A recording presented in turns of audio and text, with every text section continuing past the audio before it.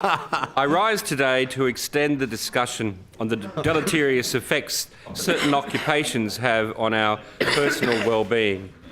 Our first thoughts naturally turn to our emergency services, such as our police, AMBOs, firefighters and the like.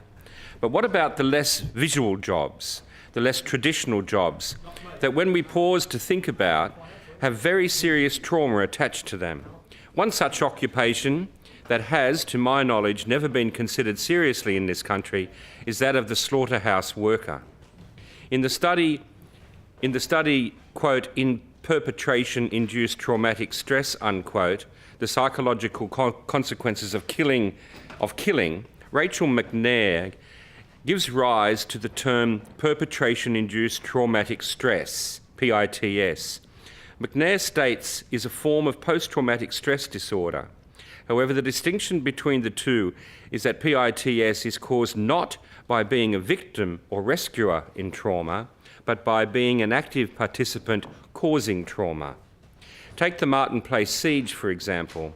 According to McNair, the survivors and witnesses would be sufferers of PTSD. The police, who stormed the Lindt Cafe and killed Manmonis, on the other hand, would be sufferers of PITS. Sufferers of PITS, argues McNair, is extended to slaughterhouse workers, where it is socially acceptable and in fact expected for them to cause trauma, including death.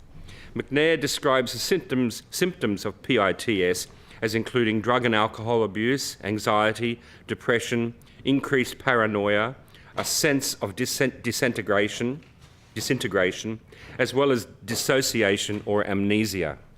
This less publicly discussed or understood psychological trauma suffered by slaughterhouse workers is not accidental.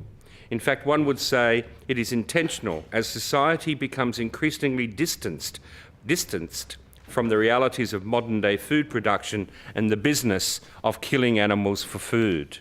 A study conducted recently in the US found that 85% of the meat-eating participants stated that if they personally had to kill an animal to obtain meat, they would not be able to do it.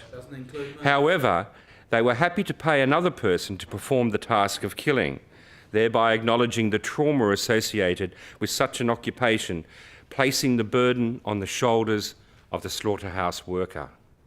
As Paul McCartney once said, quote, "If slaughterhouses had glass walls, most people would become vegetarian," unquote. The business of killing living, sentient beings on a mass scale is a violent, bloody task. Not only do these slaughterhouse workers face serious physical health hazards daily, but they also experience large-scale violence and death that most of us would never do nor want to encounter. In our society, we have a common understanding that taking pleasure in the cruel death of a helpless animal is an antisocial and potentially psychotic characteristic. In fact, it's widely known that offenders that commit acts of animal cruelty often use it as a stepping stone to cruelty inflicted upon humans. This is well and truly taken to be a serious matter by the police. A most notorious example of this is in the day of the Anita Kobe's killers, who enjoyed committing atrocious acts of bestiality, torture and killing on sheep, goats and other animals. A research paper published in 2008 by Jennifer Dillard titled, quote, "A Slaughterhouse Nightmare," unquote, psychological harm suffered by slaughterhouse employees, set a precedent by calling for legal redress for slaughterhouse workers due to psychological trauma. This trauma is directly caused by their daily experience of, quote, "large-scale violence and death," unquote, within an institutional culture that does little to reduce animal or human suffering. This is an interesting notion. If we think about the successful class action against James Hardy in relation to asbestos-related suffering and deaths, it has relevance. The social effects of slaughterhouses are harmful and far-reaching, and the legal regime and the general public must act to reduce these deleterious effects upon society and the slaughterhouse workers who have this enormous burden placed upon their shoulders.